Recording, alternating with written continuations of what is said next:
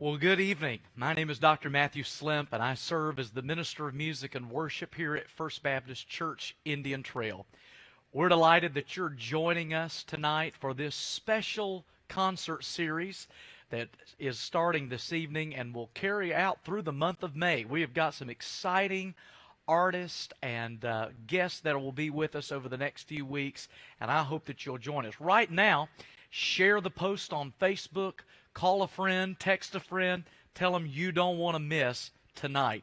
It's going to be great, and we just are so thankful that you're joining us, and we wanted to do something as Indian Trail Music just to bless our community and our folks and connect with you in a musical way, and we're looking forward to it tonight.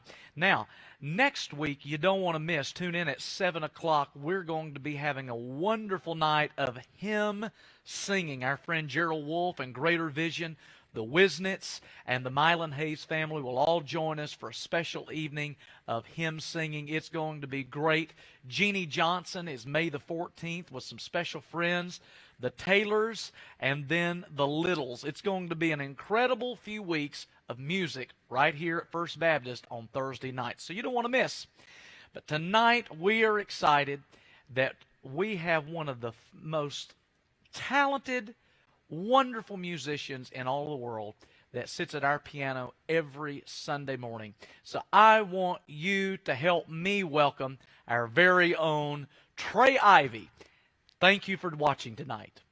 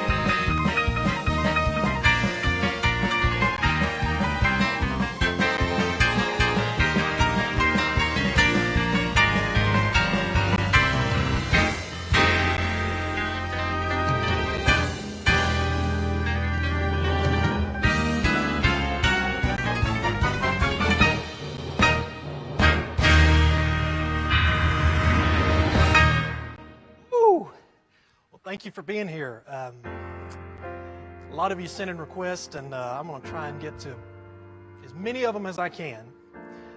This first one, Softly and Tenderly.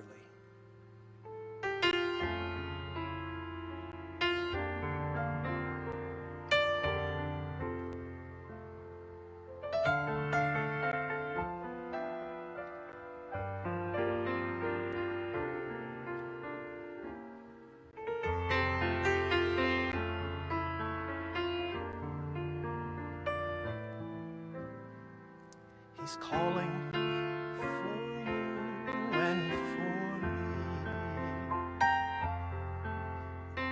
Come home.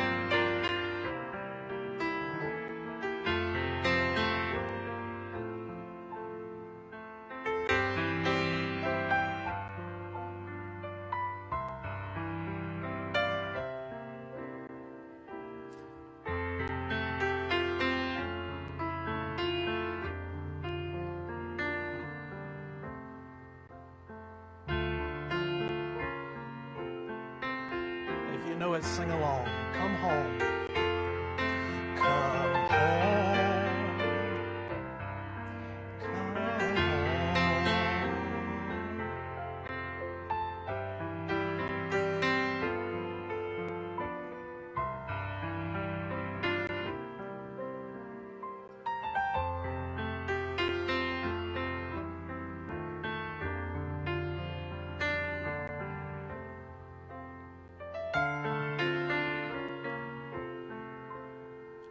This is calling for you.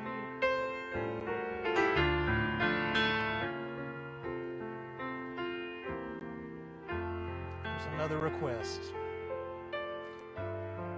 In the presence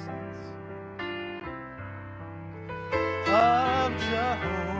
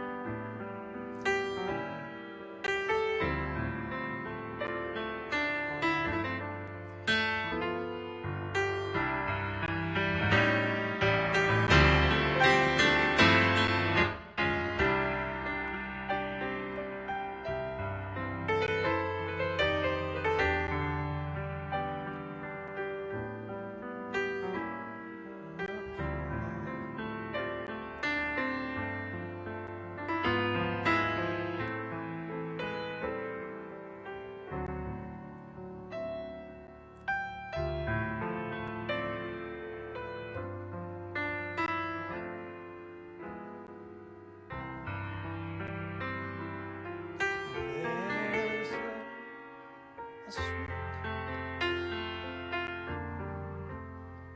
in this place.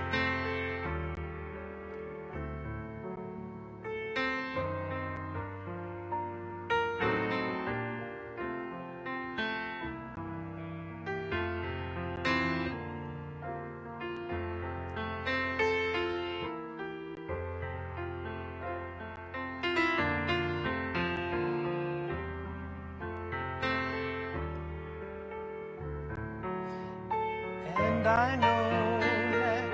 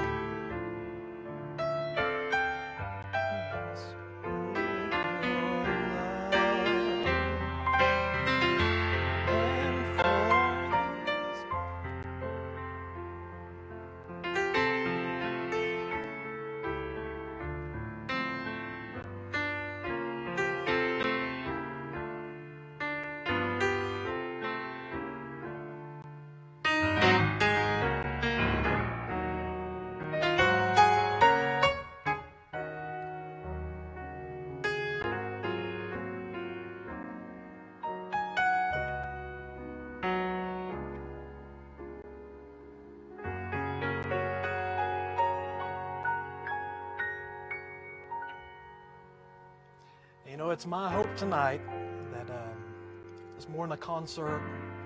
I sure hope it's not all about me, but that we'll really experience the presence of the Lord tonight and glorify Him and lift Him up through these songs. A lot of them are going to be old songs that you all know, so I hope you'll sing along. Probably the most requested song I got was this next one.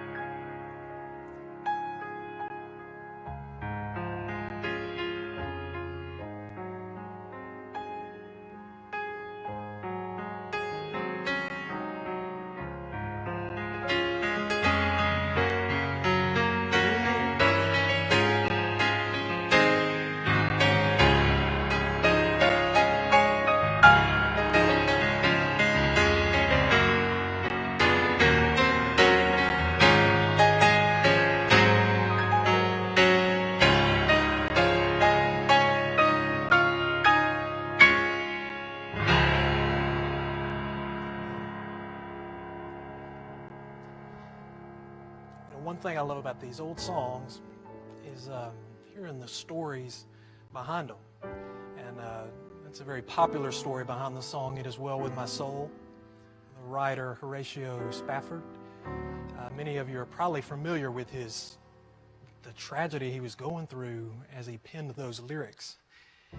And, the songs themselves tell a story, but also, there's a story that led up to the song being written in the first place. And not too long ago, I had the privilege of producing a record for a friend of mine that was doing a project on hymns and the stories behind them, and he would tell the story of how the song was written, like I was just talking about. And this one particular song I was very familiar with, but I had never heard this story. I don't know how well known it is, but it's a story about a missionary and his family back in, I think it was the 19th century. And they were overseas. I don't remember the country. It may have been India, but they were going into these tribes that the gospel had not been presented to, and it was kind of a dangerous situation. And so the missionary takes his family to this one particular tribe, and they do not greet him kindly, to say the least. And they go to the missionary and say, "Denounce your faith, or we're going to take your children." And upon hearing this, this man's faith, his response to the tribe, holding an arrow to his own child, was, "I have decided to follow Jesus. I have decided to follow Jesus. I have decided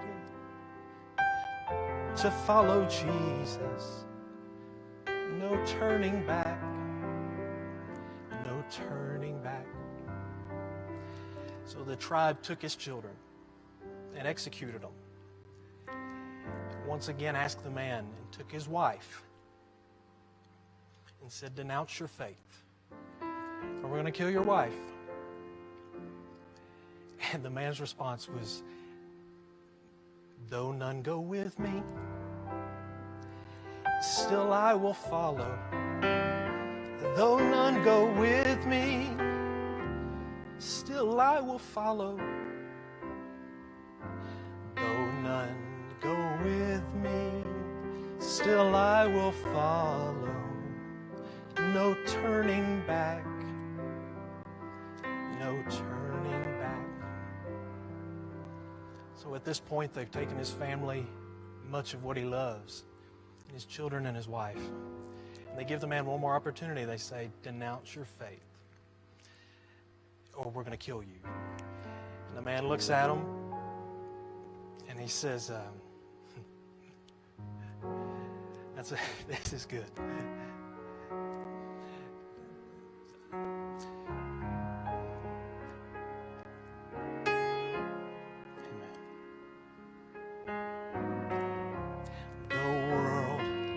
Behind me, the cross before me. The world behind me, the cross before me. The world behind me, the cross before me. No turning back, no turning back.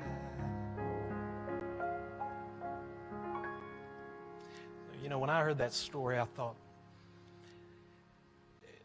sometimes I feel like I've got a lot of faith. Sometimes I feel like it's minuscule. I don't know that I ever have felt like I have that much faith, if I'm honest. But it also got me to thinking, and I'm thankful that most all of us, in the day and age we live in the country we live in, we may have differences. We're not going to face that kind of persecution. So I wanted to do one song tonight, just in appreciation for our freedom and all of those of you watching that fought to protect it.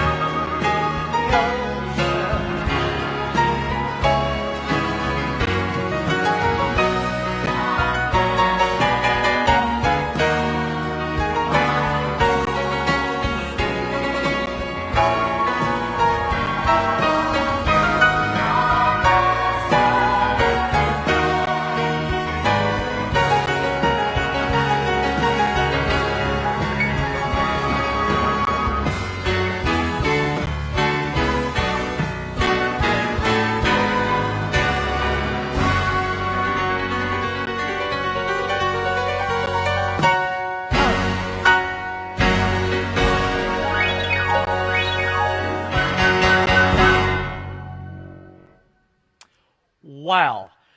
Isn't that amazing? Trey, great job. I know you are enjoying this incredible concert of music and classic songs played by our very own Trey Ivy. Thank you for watching. Continue to share and invite folks. The best is yet to come, I can assure you. Well, next Thursday night, we are going to have an incredible opportunity for you to gather around with your family and friends there in your home and sing some of our favorite songs, the great hymns of the church.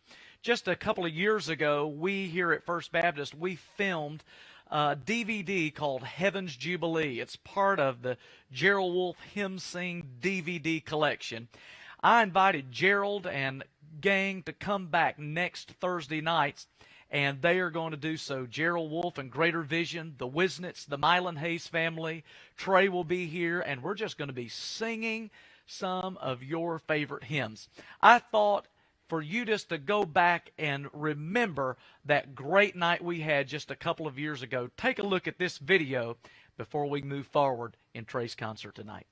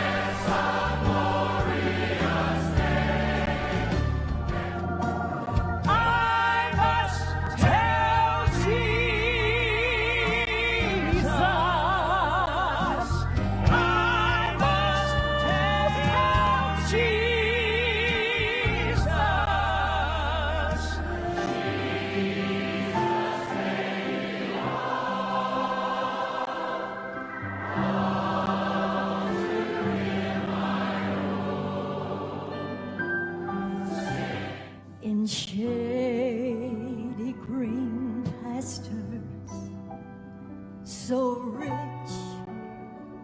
and so sweet, God leads his dear children alone.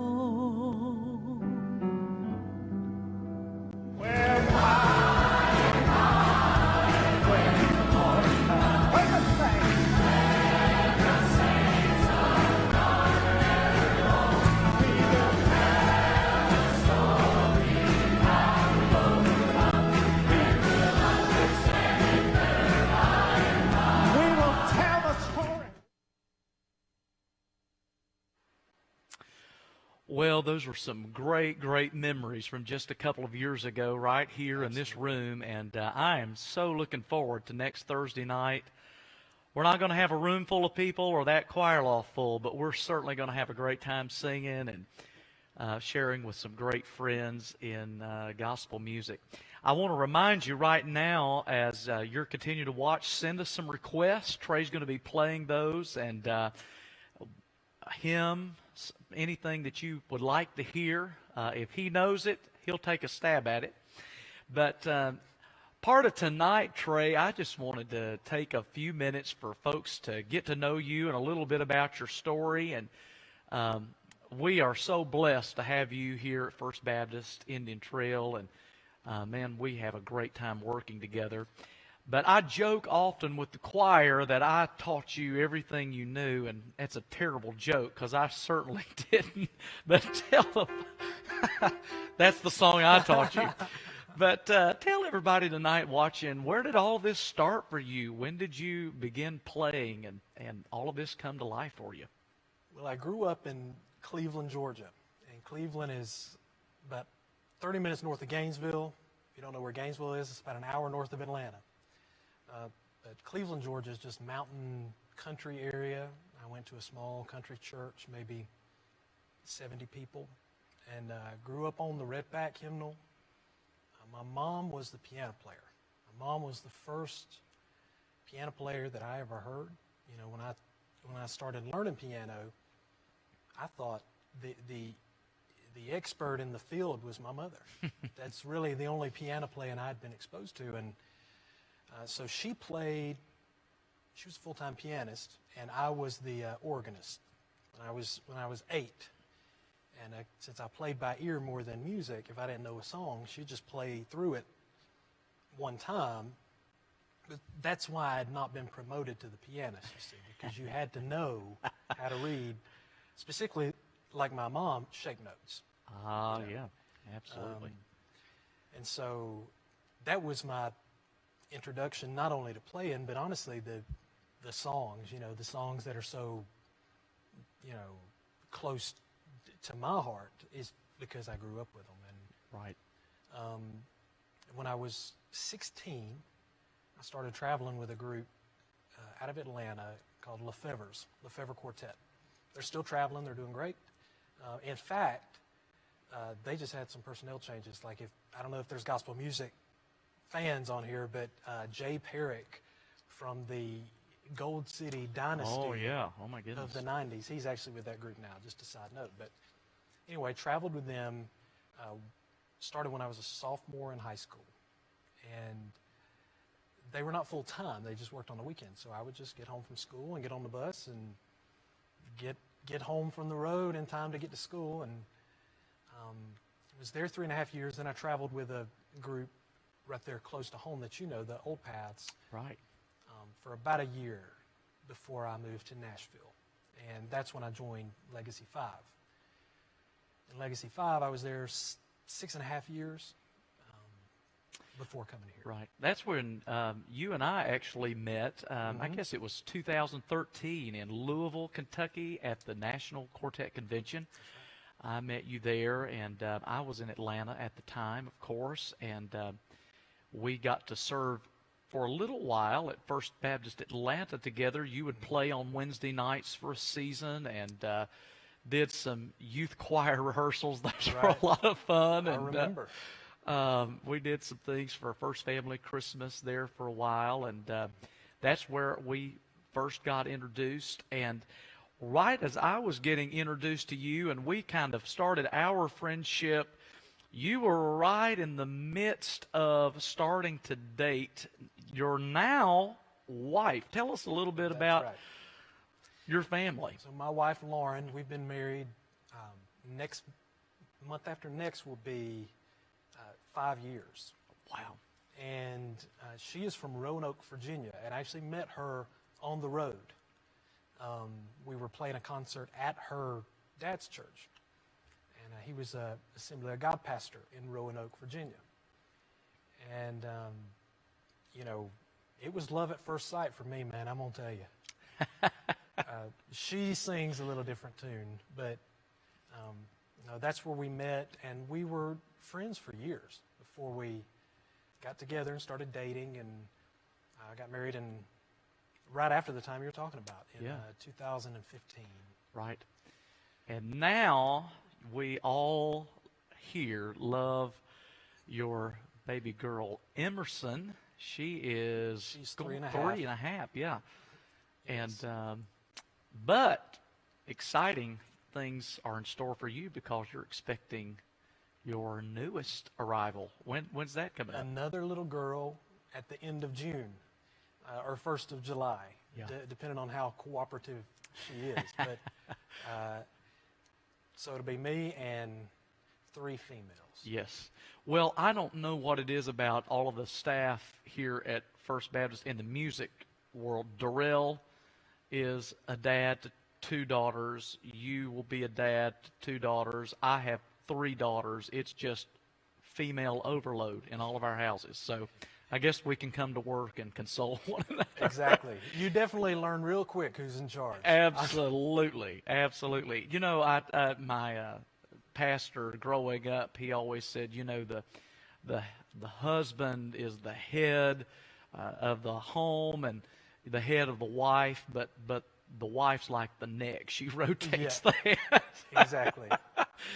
A lot of people that come here every week to church, they see you play the piano and you do such a great job. And accompanying the choir and all of that sort of thing. But your job is far more than just piano playing. And I don't think, the average attender that comes, maybe they don't know that. But a lot of the music that our church hears from week in and week out, whether it be the choir singing it or the congregation singing it, most of that you are arranging and producing for us.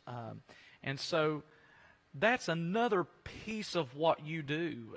Tell Right. just briefly about that. I know we'll talk a little bit more later about that, but Well, it's something I started doing before I came here that, when I was on the road playing, I started getting opportunities of producing and arranging, and I just found it to be so much more fulfilling to arrange music for other people.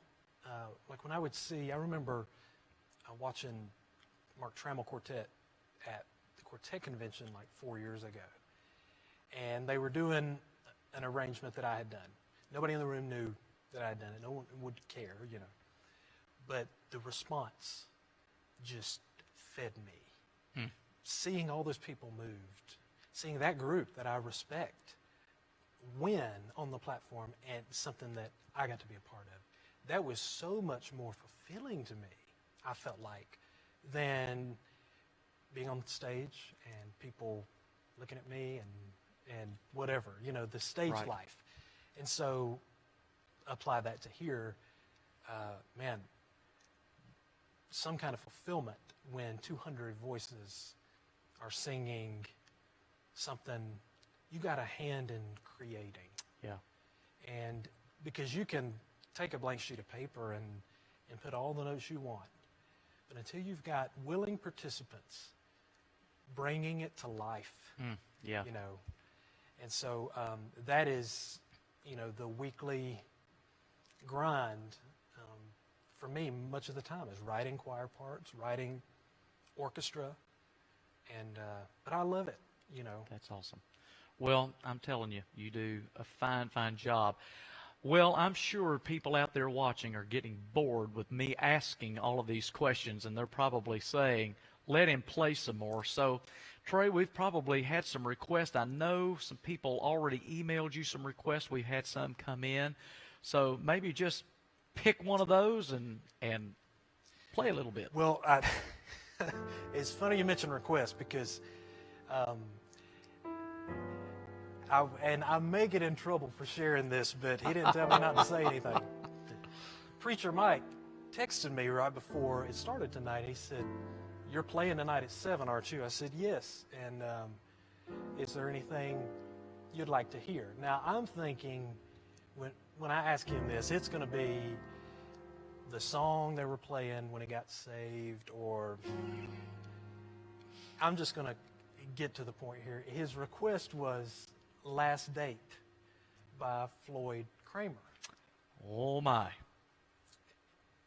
So it's not got a whole spiritual tone to it, but he is the boss. So, and I told him too, and it sounded disrespectful, but I said, "Preacher, that song is well before my time."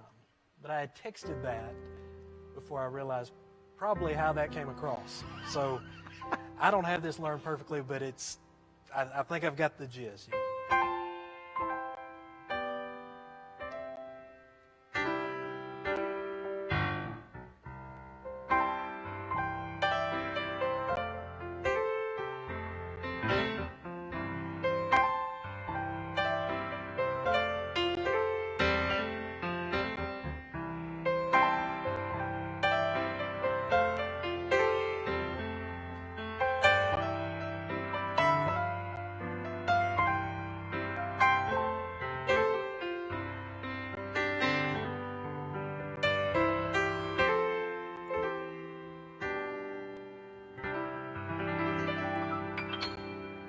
That's for you, preacher. Another request.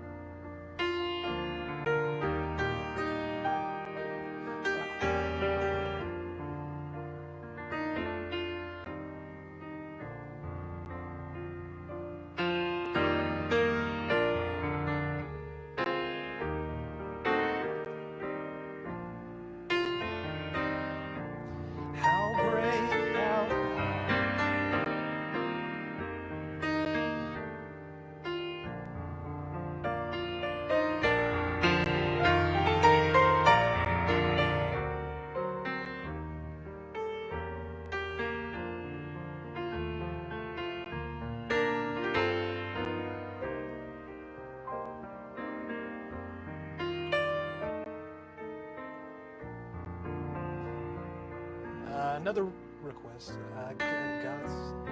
God sent His Son.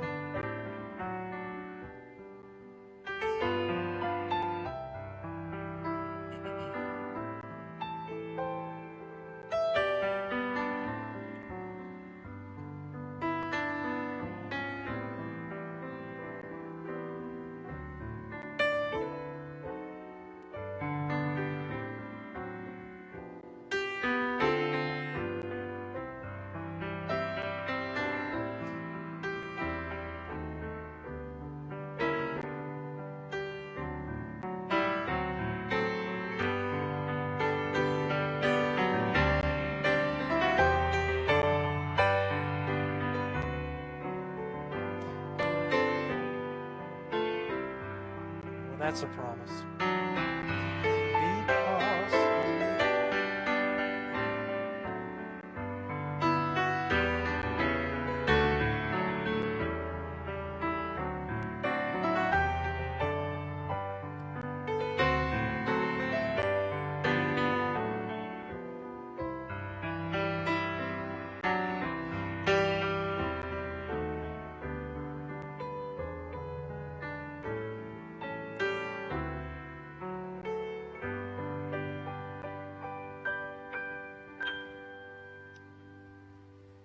there you go.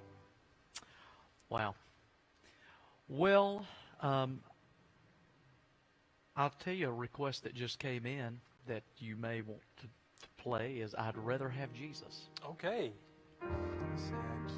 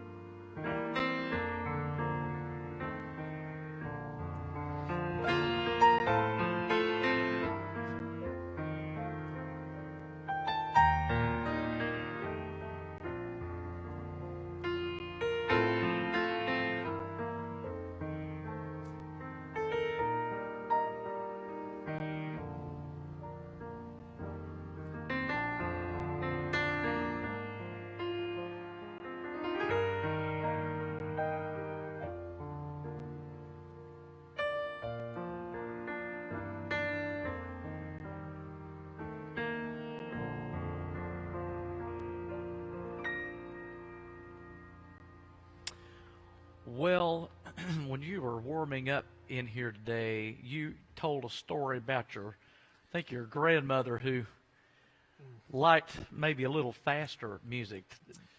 Yeah, well, I've got a grandma that she's kind of like Preacher Mike, that she's always making inappropriate requests, you know. But she always wants me to play a song called The Boogie Woogie.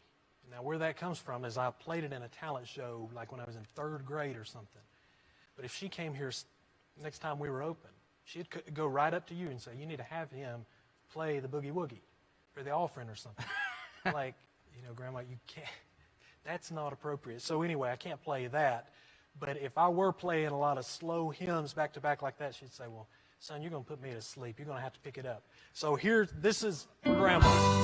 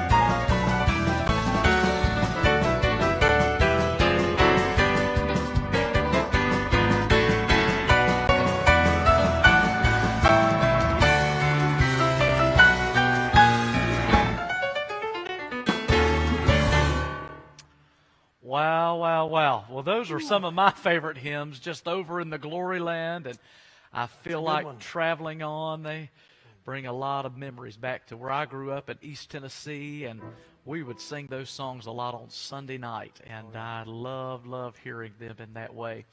You know, one of the things that I guess draws us together are our love for hymns and classic songs of the church, especially from the Red Back Church hymnal. We Right. both grew up on that, and you know, since you've been here, you do a lot of things. You know, outside of just playing here and working here, last several years you've been on the Christmas tour with Bill Gaither for a weekend or so, and but most recently you've been traveling on the Hymn Sing tour, Gerald Wolf's Hymn Sing, and they have several tours a year. And tell us a little bit about that. Well, and you went with us last year. I did, yeah, that's and, right. We do 3 or 4 a year, normally once a quarter. And it's just like we're going to have next week. It's just a night of singing a lot of songs that everyone knows, and the purpose is to get the room singing. Yeah. And man, it's amazing. If you hear these songs that you've not heard, most of the people out there have not heard in decades. Right. But when it starts, they sing, and you can just see them light up. You know, one neat thing about the Hymn Sing, that there's a foundation, the Hymn Sing Foundation, that has an initiative called Operation Sing Again. And basically what it is it takes these videos that we've done. I think there's 4 now. It's 2-hour videos of 20 and 30 hymns, and a room full and a choir full of people singing. And Operation Sing Again had the goal 2 years ago to send a pack of those DVDs, all 4 of them, to every nursing home in the country. Wow. And Gerald said when it started, the total number of nursing homes, I'm not going to get the right number, but it's like 15,600 something. And amazingly, as of a couple months ago, they had sent DVDs to over 13,000 nursing homes. Wow. And so, to me, the greatness of that is hearing how Gerald got the idea. His dad was in a nursing home at the time, and he went to visit him, and he said he walked by a room of a lady had brought a guitar and was going to sing to some of the people that lived there. And they were all kind of slumped over or sleeping. Not a whole lot of life happening in the activity room at the nursing home. Right. You know what I'm saying? But he said that lady got the guitar out and started singing in the sweet by and by. And by the time it got to the chorus, all those people in that room were at least attempting to sing. Wow. And it really shows, man, there is power not just in music, I mean, obviously, but in those old songs, Right. the truths found in them. The most recent example that I think of for me personally is my wife's grandmother, who just recently passed away a couple months ago. She, for the last 10 years of her life, dealt with pretty bad dementia. But the last 5 years, it intensified, you know. And she lived with my in-laws there in Nashville, so I would see her every time I would go to town. And man, there would be days where she would know exactly who I was. There'd be days that she didn't know. It was a tougher day. But regardless of the day, one thing I always did when I would go to town, her name was Dorothy, and I would sit down at the piano, the upstairs piano there, it was close to her room, and I would not invite her in. She would hear the piano start playing, and she'd come in there. And it could be a day that, you know, and I've heard stories like this, but man, it's different when you see it for yourself, you know. Yeah. It didn't matter the day. It didn't matter if it was a good day or a bad day. If she heard me playing, she would come in there. And so I would quiz her, say, you know, Dot, won't it be wonderful there? And she would say, having no burdens to bear.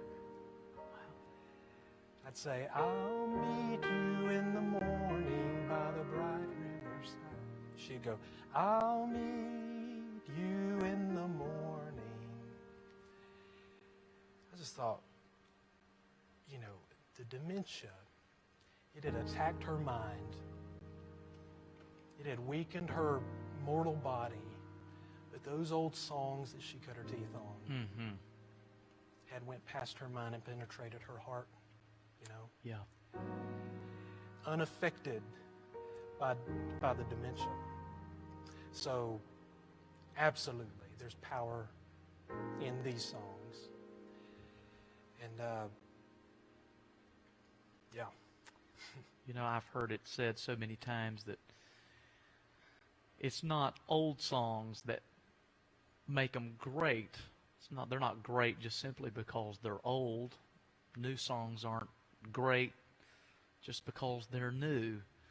But it's the power of the lyric behind them that stands the test of time, that has meant so much to so many people through the years, that got them through different seasons of their life. And somehow these great hymns and great songs of faith, they take us to a time and place, I think, where the Lord did something miraculous in our life or got us through a moment. I mean, some of my greatest childhood memories were my great-grandmother, who lived with my grandmother, walking through the house singing, "Were you there when they crucified my Lord?"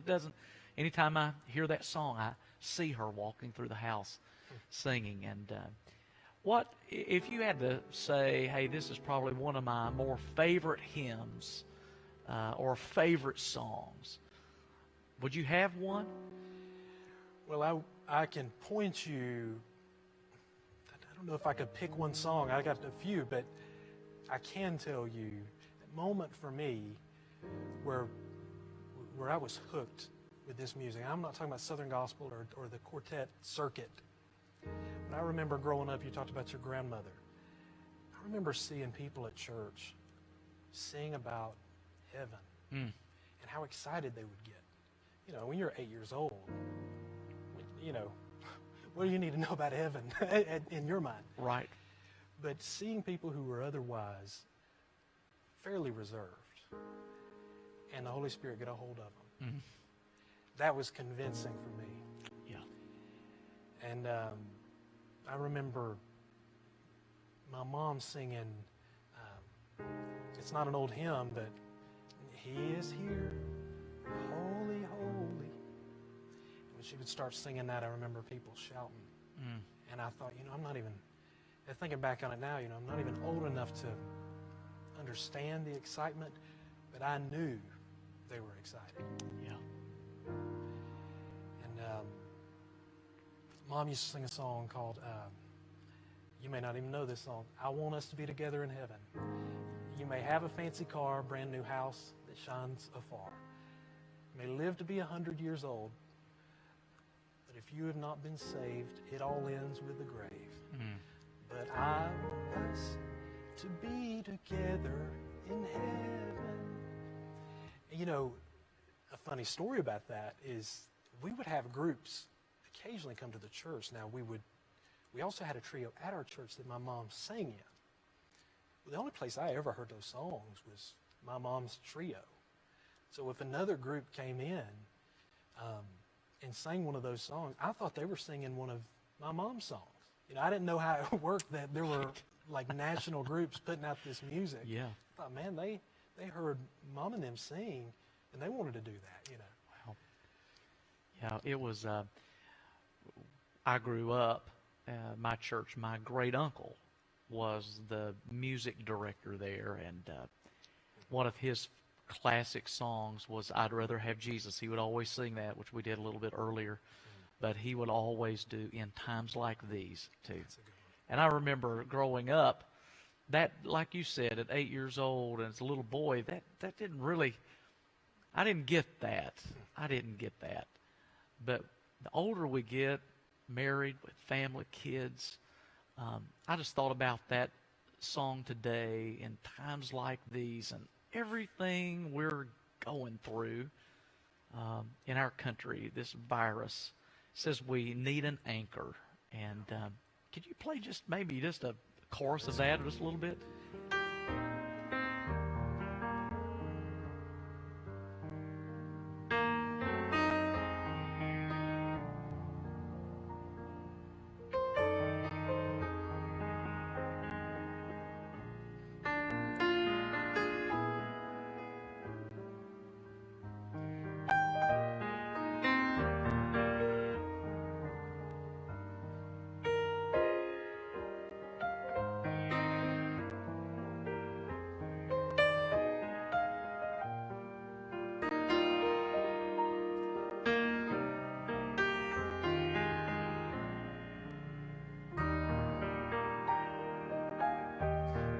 His name is Jesus.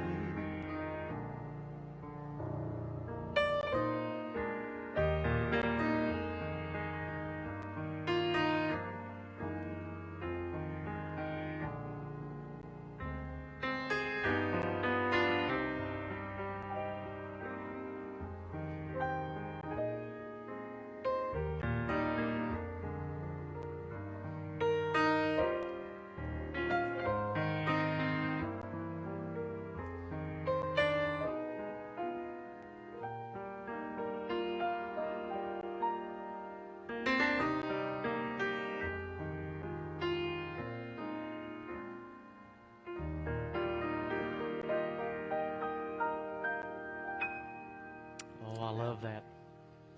Be sure your anchor holds and grips the solid rock.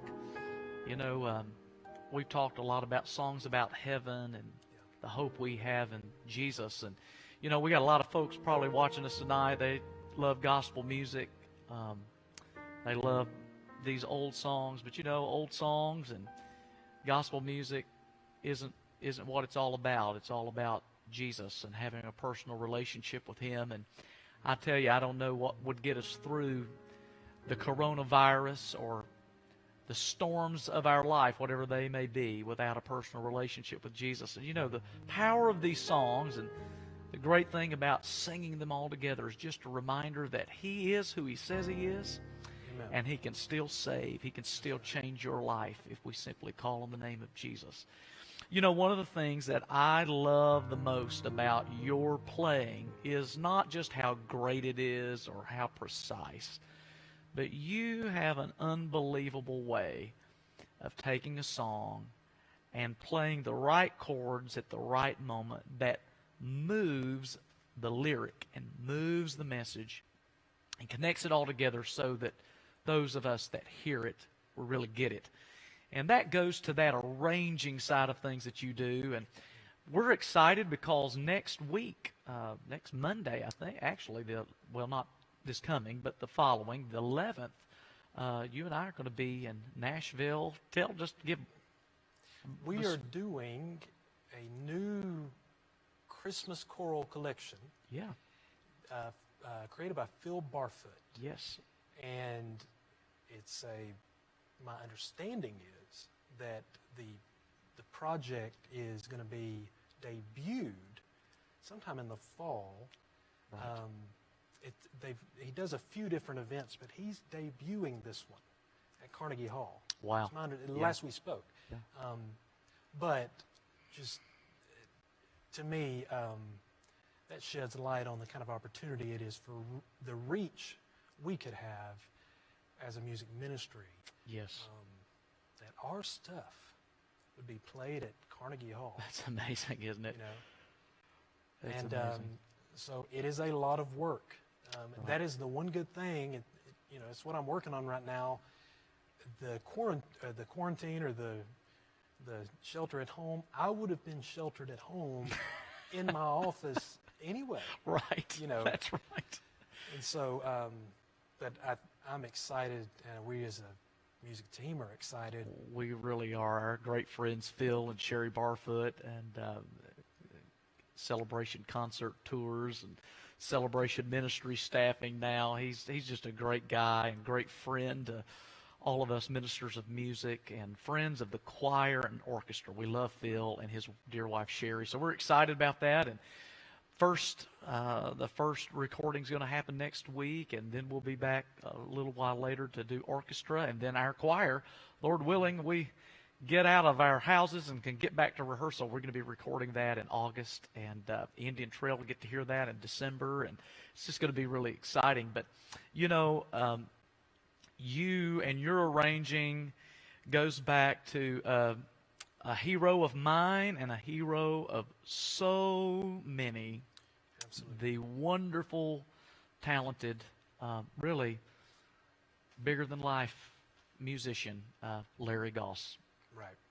And, you know, side note, but Larry used to do a lot of Phil Barfoot stuff. That's right. Yeah, absolutely. He sure did.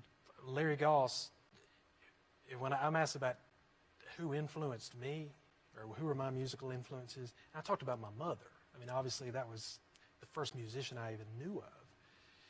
But everybody, you know, of all the people that come to mind, Larry Goss, and really not so much him sitting down and showing me anything. It's just discovering who he was. Changed me as a musician.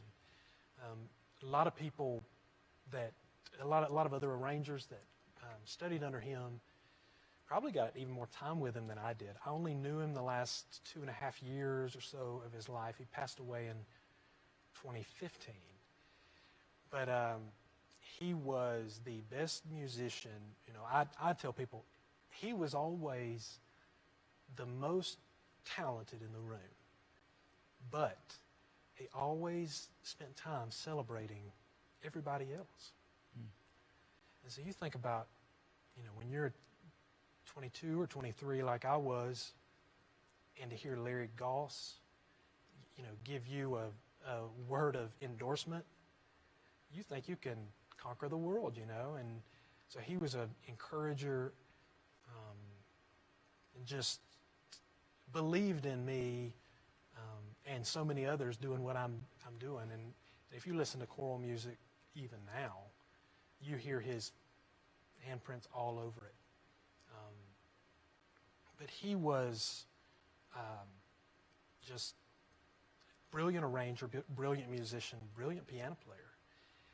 And he's just one of those piano players that I would hear that I'm like, I want to play like him.